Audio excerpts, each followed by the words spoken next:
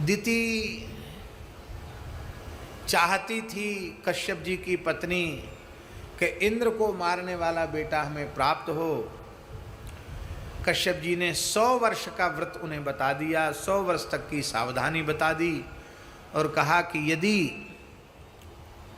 यदि त्वं शुचि सती शरच्छतमिमं गर्भं धारयिष्यसि ततश्च महेंद्र दर्पहंता पुत्रो भविष्यति।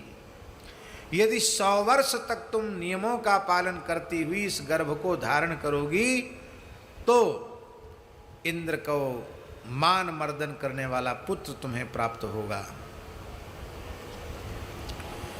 इतने नियम बता दिए कि किसी न किसी नियम में चूक हो ही जाए। आचार विचार की बड़ी महिमा है।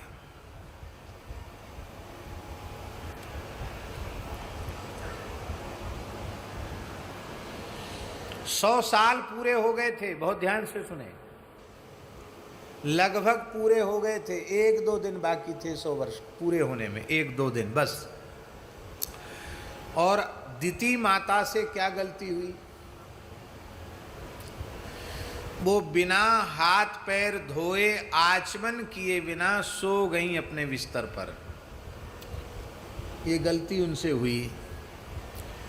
पैर धो करके बढ़िया से हाथ धोना चाहिए, पैर धोना चाहिए, मुख धोना चाहिए और पैर धोकर एक अलग वस्त्र से पैर पोंछना चाहिए। गीले पैर से सोना निषिद्ध है। फिर आचमन करना चाहिए, प्राणायाम करना चाहिए और फिर भगवत स्मरण पूर्वक शयन करना चाहिए। ये शयन की विधि है। जगने की विधि है तो सोने की भी विधि है। अब ईमानदारी से बताओ,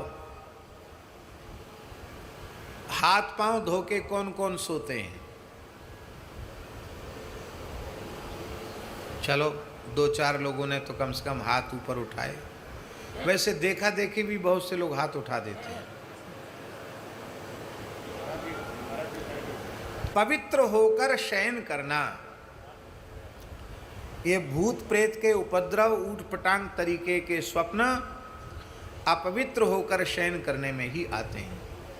साधकों के लिए सावधानी रखनी चाहिए। कभी भी अशुद्ध आसन पर अशुद्ध वस्त्र धारण करके शयन नहीं करना चाहिए।